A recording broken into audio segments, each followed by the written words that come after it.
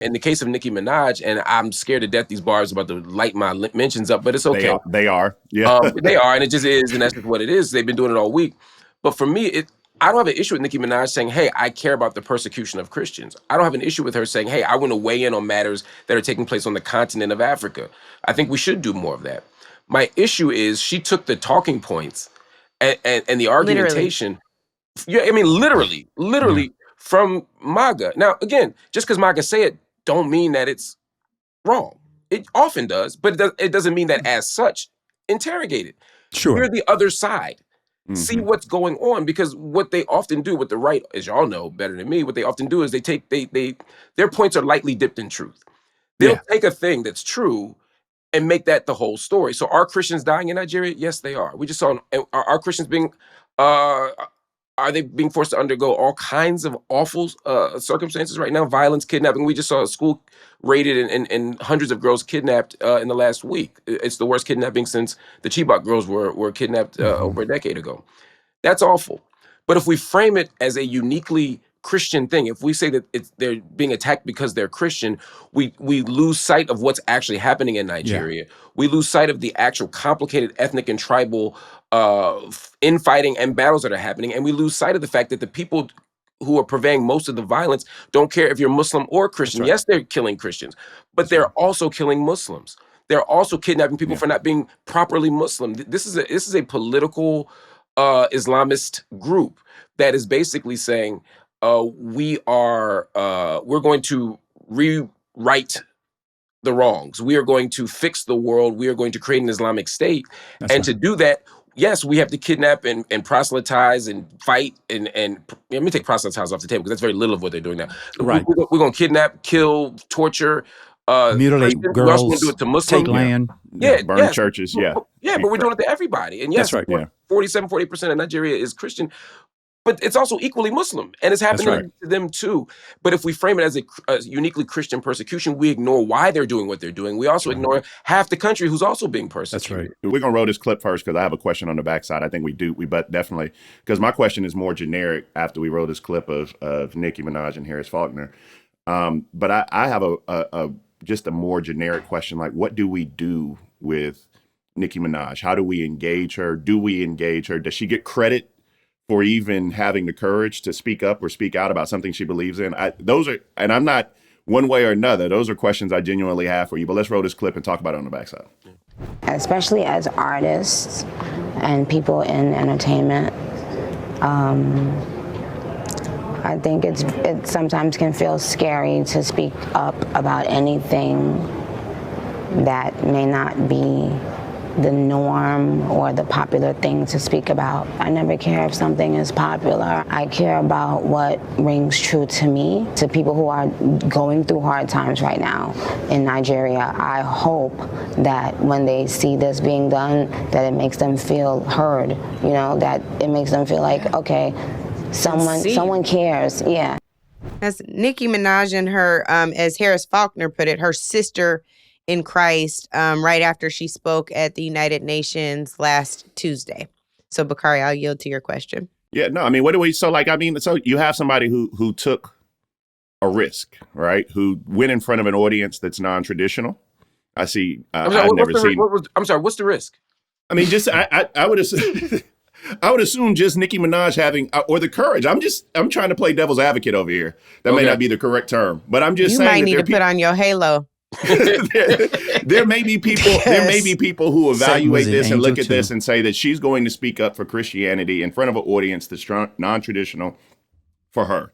The four of us have some very strong critiques about the analysis she put forth. Yeah. Where do we find that middle? Is there a middle? Do we discount her, discard her? Do we try to bring her in, have conversations? What do you do next with somebody who has the platform of Nicki Minaj when they take this step? Well, first, I read her as generously as possible. That's the first thing I do. I begin from that space of grace. I don't assume the worst in Nicki Minaj. I don't assume that she's being cynical. I don't assume that she's being mendacious. I also, don't sort of infantilize her by saying you're being duped by the right.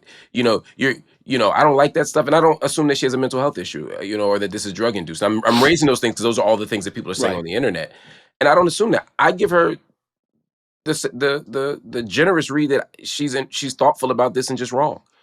And so the first step I would do if I think somebody's wrong on an issue is engage them in dialogue, to reach out, as I have, and said, here's some people who are experts on this, because this isn't my area of expertise. Here's some people who are experts on this, who are from the country, and who are very much on the ground internally, and who have a more robust analysis. Maybe talk to them and see how you feel after you talk to them. That to me is the best thing that I can do. I agree that, I mean, even with that video with Harris Faulkner, I think she feels what she's saying is true, and I think she's sincere. I just think she's sincerely wrong. And I think it can be compelling, though, when when you want to be taken seriously and you deserve to be taken seriously. And as women in the industry, they're often not taken seriously. When someone takes you seriously, it's easier to listen to what they have to say. And so if the Trump administration is coming forth and saying, hey, we take you seriously, here's some information, and Harris Faulkner is interviewing her, because they're not interviewing her on MSNBC. If Harris Faulkner is interviewing her on Fox News and they're saying, hey, we take you seriously, and she's at the United Nations, and they're saying, we take you seriously, then I see how their argument could be compelling, because again, it's lightly dipped in truth. So that becomes, I think, how it plays out. So I think the best thing we could do is approach her with grace rather than attacking her, mocking her, or whatever. Now, if she responds in a way that suggests that she's not open to critique, or that she's going to move closer to the MAGA crowd, regardless of what the facts are, and there is some sign of that on social media, then I say we have to take a different approach, But it is interesting to watch the trajectory of watching. I watched Kanye fall out with Jay-Z, and I watched Jay-Z move close to Obama, and I watched Kanye move close to Trump, and then I'm watching her battle Cardi, and I'm watching Cardi speak with Kamala, and suddenly she's grabbing the White House. I mean, there are some interesting parallels that if I were a conspiracy theorist or less generous or even an asshole, I might point out. But I'm not going to point out none of that because I'm too nice. Well, Angela or Mark. After you point it out, don't point it out no more. I didn't see the Harris Faulkner full interview, but do you all know whether or not Harris asked her about the 2 Trinidadians who were killed in the open sea by the U.S. government?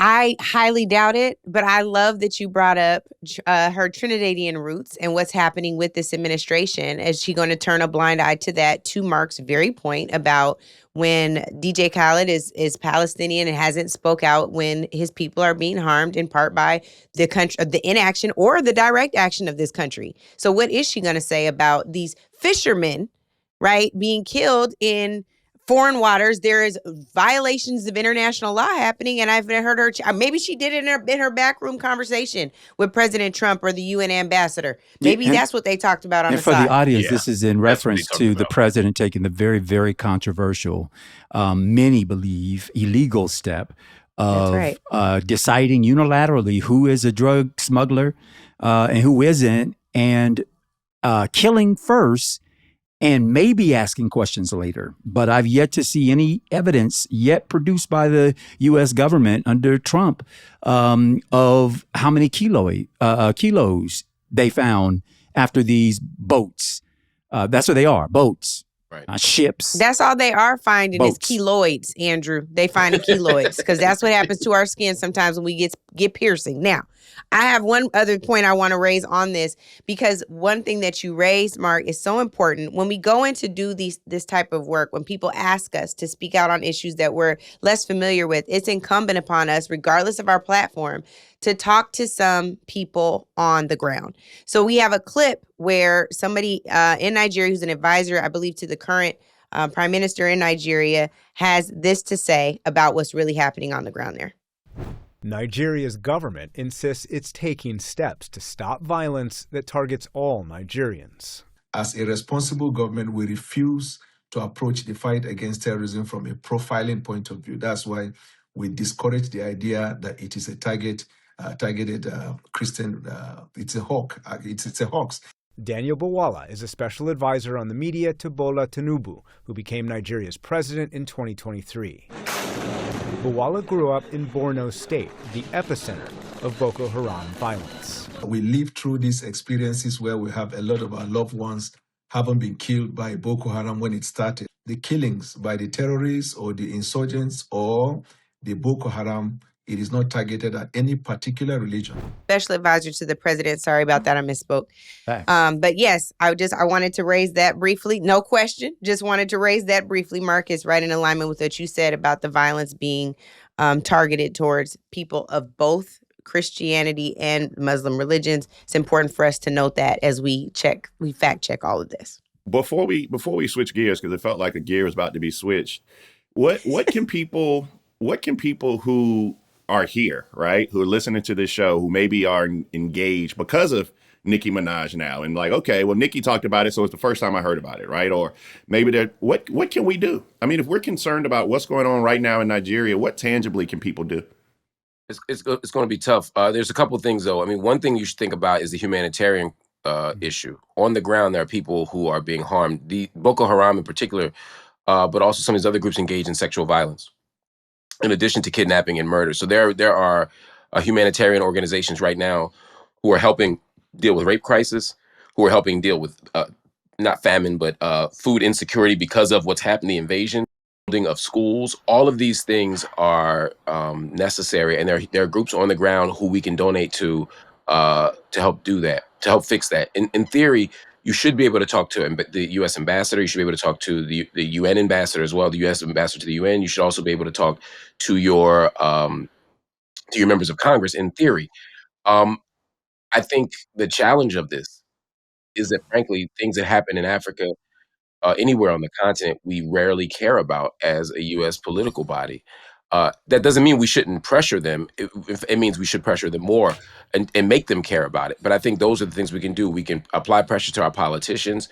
We can donate to humanitarian groups, and we can also raise awareness. The same way people spread misinformation and fake memes and all that other stuff, we can use our social media and other things to put a spotlight on it. Yeah, we did a special for BET called "Bring Back Our Girls" a long time ago. And we had extraordinary support from Hollywood, extraordinary support from the political elite. We had extraordinary support from the media world. But it was because so many people on Twitter at the time were building that up. And when Michelle Obama stood up there with that sign saying "Bring Back Our Girls" in front of the girls, it mattered. So putting a spotlight on this stuff, applying energy to it matters. Get your liberal white feminists, right, who say that they care about feminism and were telling us that all lives mattered. All that, get them to care about these lives and these women and these girls, and to move and to have a critique of imperialism at the same time that they want to lean forward and move up and have it all. Native Land Pod is a production of iHeartRadio in partnership with Reason Choice Media. For more podcasts from iHeartRadio, visit the iHeartRadio app, Apple Podcasts, or wherever you listen to your favorite shows.